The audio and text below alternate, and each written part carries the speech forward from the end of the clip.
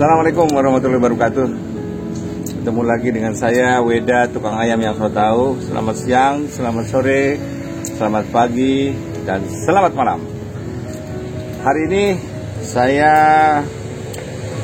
sengaja menemui Ketua Dewan Kesenian Tangerang dalam rangka ngobrol-ngobrol masalah gedung. Ya, masalah gedung kesenian.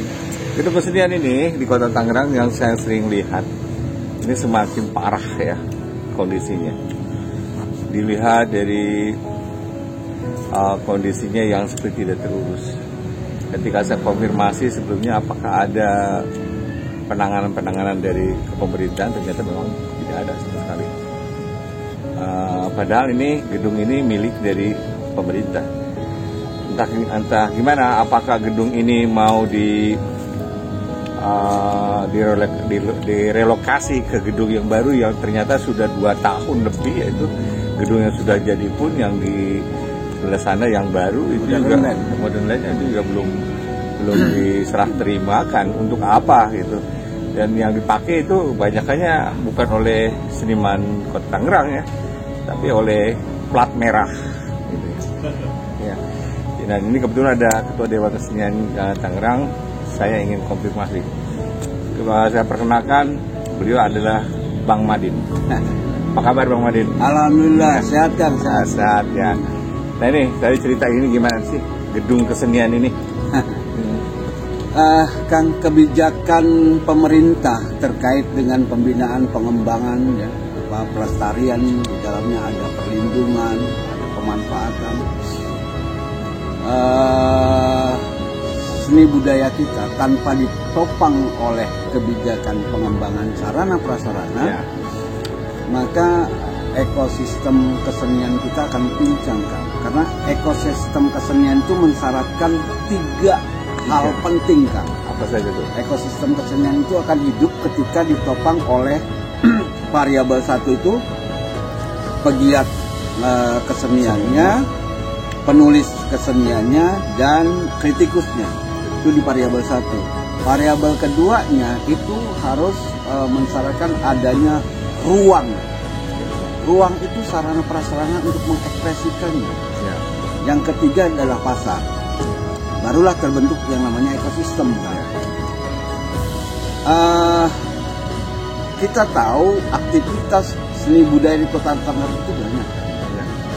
Bukan cuma melulu yang berbasis tradisi, kesenian-kesenian yang dari ragam etnik, karena Kota Tangerang kan kota majemuk ya kan, yeah, bukan cuma dari etnik Sunda, Betawi, juga ada Cina, ada Jawa dengan ragam kebudayaan kontemporer yang lain.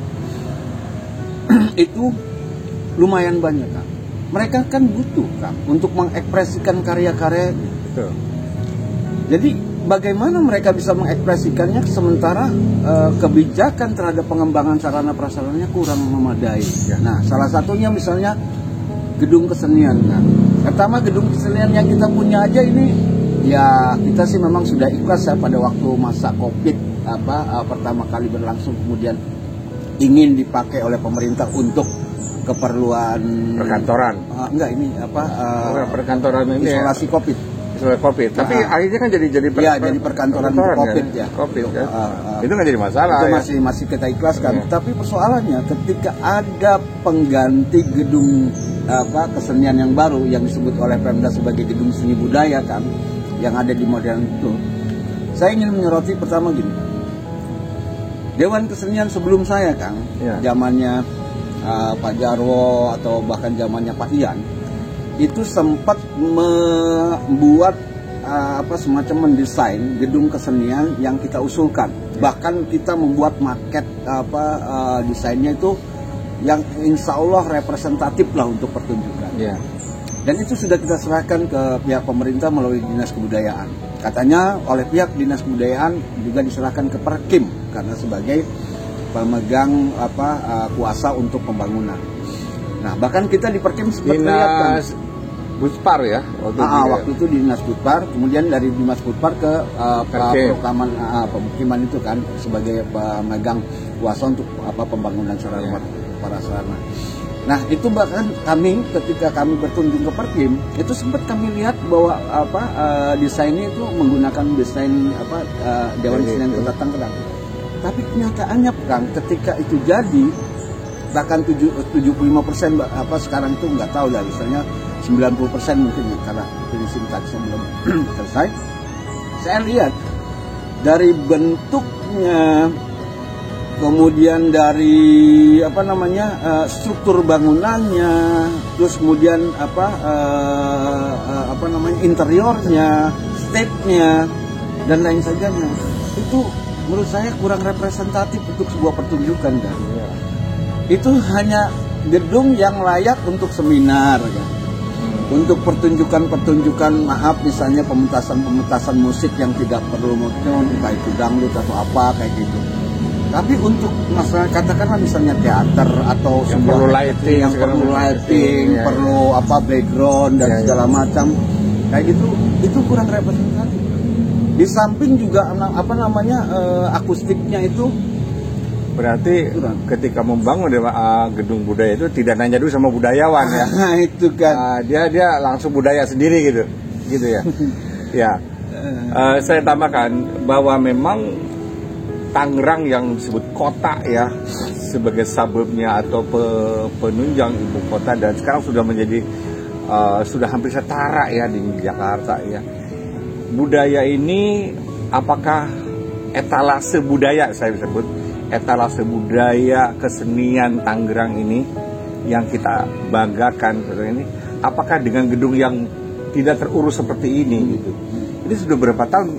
Coba saya pengen tanya. Iya dari sejak zamannya Akang lah menjabat pertama kali. Berarti saya dari tahun 2000 itu belum ada perbaikan apa-apa ya. Ya sempat saya plafon-plafonnya juga ada. Iya. Dan ini kalau hujan banjir terus kan. Nah bagaimana kita bisa berkarya gitu ya? Bagaimana budayawan atau seniman itu merasa diperhatikan itu oleh pemerintah? Nah gini Kang, tadi Akang menyebutkan bahwa kota Tangerang sebagai penunjang ibu kota ya. Yeah. Bahkan saya ingin menyebutnya lebih lebih hebat lagi sebagai gerbang Indonesia. Iya. Apa ukurannya? Bandara internasional itu ada di kota Tangerang kan. Iya. Dia gerbang itu seperti Akang tadi sebut etalase, dia harus menampilkan prototipe Indonesia dengan bagus kan. Ya. Orang begitu masuk pertama kan kesan pertama itu begitu menggoda kan. Kalau nggak menggoda, gimana gitu loh? Ya justru nah ini Tangerang. Saya jadi apa sih penilaian orang lain terhadap kota Tangerang, di mana budaya ini kita masuk kota Bandung lah ya, kota Bandung begitu enak ya Pak. Iya. Senimannya itu hasil seniman Tangerang itu kayak hasil seniman Bandung ya. Kita masuk ke Surabaya, kita masuk Jogja, itu kan seniman. Apalagi Bali. Apalagi Bali. Nah Tangerang apakah sudah gitu diberdayakan seniman-senimannya? Bahkan kayaknya nggak kayak hal yang tidak penting gitu. Di ranah wacana kan sebenarnya political will terhadap keinginan politik dari pemerintah kota Tangerang sih ada kan. Saya sempat juga membaca misalnya rencana-rencana pembangunannya. Cuma persoalannya kalah di politik anggaran kan. Jadi ketika anggaran sudah dirumuskan dan segala macam, maka porsi untuk kebudayaan itu masih 0, kan. Ya minimal lah kalaupun ini anggaran. Masa sih benerin plafon aja nggak bisa gitu ya. Ini plafon udah lubang. Nah udah bocor dan segala macam itu ya. Masa gitu aja nggak bisa, ya kan? Ya apa kita harus ngamen nyari uang keluar gitu kan memalukan. DKT sudah memberikan laporan kan secara resmi kepada Dinas Kebudayaan khususnya yang terkait dengan pemeliharaan gedung ini. Kepalanya sudah pernah datang sini belum? Waktu itu ada kepala bidangnya Pak Mangko ketika dia awal pertama kali menjabat sebagai kepala bidang, dia meninjau ini. Meninjau aja gitu ya? Saya bilang ya udah, memang saatnya lah untuk diperbaiki, dirawat dan segala macam, karena bagaimanapun ini adalah ruang-ruang publik yang menampung segala aktivitas kesenian kita gitu. Ya. Kalau ini tidak dirawat, ya apa gitu loh, terlihat bahwa konstruksi bangunan kebudayaan kita kota Tangerang itu begitu rapuhnya. Iya, kalau saya mungkin terus terang saja lah, kalau nggak ada biaya, ngomong nggak ada biaya gitu ya. Kita yang bergerak gitu, Kang. Betul nggak? Bisa. Justru ini kegemesan ini kan gemes sekali, bukan apa-apa. Yang datang ke sini itu dari Dewan Kesenian mana aja kan, dari teman-teman seniman hampir seluruh Indonesia datang ke kita gitu ya. Terutama dari teman-teman dari Banten, dari Kesenian Banten ya. Nah, DKT terus terang ini adalah inspirator Dewan Kesenian se-Provinsi Banten, karena pertama sekali ada Dewan Kesenian di Banten, Dewan DKT itu angkatan saya waktu saya ini gitu ya. Tapi kenapa kok seperti begini gitu ya, dari sejak mulai awal sampai akhir ini. Nah ini apakah, maaf ya saya bilang, apakah kita tidak ada semacam kesadaran gitu, kesadaran untuk memperhatikan gitu, minimal sarananya dulu gitu, tadi disebutkan oleh Akang. Nah usaha dari seniman sendiri sekarang apa yang dilakukan? Kalau di tingkat seniman sih, alhamdulillah kayaknya tanpa tanpa memperhitungkan bantuan-bantuan atau fasilitasi dari pemerintah gitu, mereka bergerak dengan komunitas-komunitasnya, mereka berkarya dengan komunitas-komunitasnya, sudah banyak lah di Tangerang gitu kan, bahkan sudah mencuat lah prestasi-prestasi itu. Cuma persoalannya adalah yaitu tadi gitu, bagaimana kemudian Kota Tangerang punya kebijakan. Memang salah satunya yang harus kita dorongkan adalah pembentukan peraturan daerahnya tentang pemajuan kebudayaan. Itu gimana peraturan daerah yang pernah? Nah, insya Allah sih sebenarnya ini lagi saya garap ya kan ya, yang DKT lagi menggarap draft akademiknya, yang mudah-mudahan sih misalnya cepat jadi. Itu yang nanti akan kita sodorkan ke pemangku kepentingannya, baik itu pemerintah maupun DPRD, untuk bisa diakomodasi. Kemudian bolehlah kemudian nanti dari situ kemudian dikaji lagi dan segala macam, bahkan dibuat seminarnya gitu untuk memperkuat draft akademik itu, sehingga nanti bisa jadi perda yang betul-betul punya basis hukum gitu loh, untuk melakukan semua pokok-pokok pikiran kebudayaan kita itu benar-benar bisa termaksimalkan gitu loh, untuk bisa diinikan. Salah satunya itu. Tapi hal yang lainnya juga memang mohonlah misalnya gedung senian yang ada itu kembali diaktifkan, bukan kembali ya, artinya dioptimalkan. Kalau memang misalnya regulasinya belum ada, DKT siap untuk menyiapkan draft regulasi bagaimana tata cara pengelolaan gedung senian. Karena istilahnya pengalaman saya di 2 periode di Jakarta mengelola Taman Ismail Marzuki.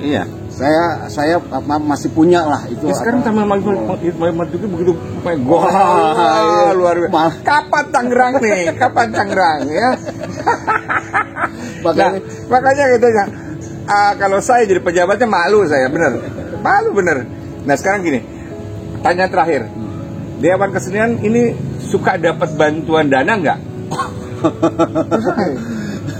Waduh Kang, seingat saya bantuan yang diterima oleh DKT itu zamannya Pak Ian ya, Pak Ian atau Pak Jarwo ya. Nah, itu pun kan nggak seberapa, konon kabarnya antara 50-60 juta ya kalau nggak salah per tahun, yang istilahnya hanya untuk operasional kantor.